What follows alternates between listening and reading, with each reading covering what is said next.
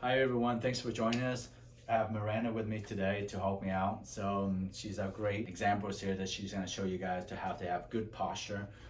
Today's topic is about how to have good posture by relieving your hip flexors. Now, a lot of people really don't realize that tight hip flexors actually is one of the main components of creating poor posture. Now, a lot of people when they think about normal posture, they always think about or good posture, they always think about pulling the shoulders back. Okay, we have a lot of contraption out there that's being sold on Amazon.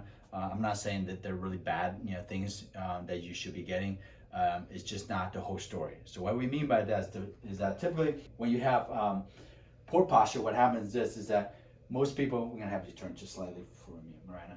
Most people have bad posture. They're typically rounding, just like this here, okay? And the head is either going forward or the shoulder is drooping forward this way.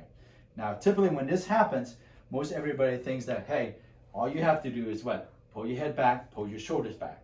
Now, we're gonna walk you guys through of why that's not always the proper way and that's not always the true cause of poor posture. And oftentimes it is not the true cause of poor posture.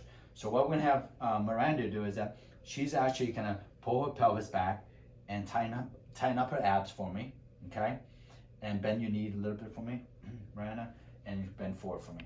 So what happens is, she has really good posture, so it's really hard for Miranda, because she works out and everything, lose what we call the extensor muscles, or to make her extensor round forward. So we're actually gonna have to force her. So I'm gonna have you bend forward here.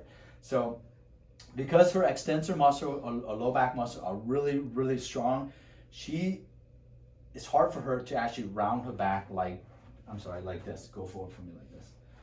So as you can see, when she rounds her back forward, she folds her shoulder forward, but her extensor, which are really strong, stays in that or keeps her back arch. Okay. Now, unfortunately for most people out there who sit a lot and don't exercise, what's going to happen is that their posture here, they will lose this curvature, and their shoulders will go forward. And what happens is that when everybody tells them, hey, you have poor posture, they always tell them to do what? Get a contraption to pull your shoulders back and pull your head back. Now, that's great if you have good lumbar extensors, okay? But if you have poor lumbar extensors and a tight hip flexor, what that does is that the tight hip flexor will pull her legs forward, so bend your knees for me a little bit, and then Miranda's gonna be rounding forward here at the waist because the hip flexors are shortened up on her, okay?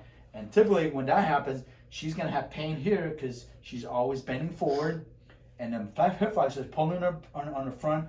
The back extensor are trying to get her back, but because she has weak back muscle, she's not able to do what? Arch back naturally like Miranda can, okay? So how we fix poor posture with this is actually to relieve the hip flexors in front. So when you relieve the hip flexors in front, your ability to arch your back comes back much easier, okay? So the whole cause for all of this stuff is actually coming from what we call a contralateral or weak extensor and over tightening of the hip flexors, okay? Now it doesn't always happen with the same way. Some people might only have a tight hip flexors and some people might have just a weak back muscle, but we know for the fact that if either one of those become an issue, you're gonna actually will have bad posture. So with this video, we're actually gonna talk about more on how to work on your hip flexors to loosen that up, to be able to have a better posture to relieve the tension that you have to put in your low back area. So let's walk you guys through on one exercise that you can actually do to stretch out the hip flexors.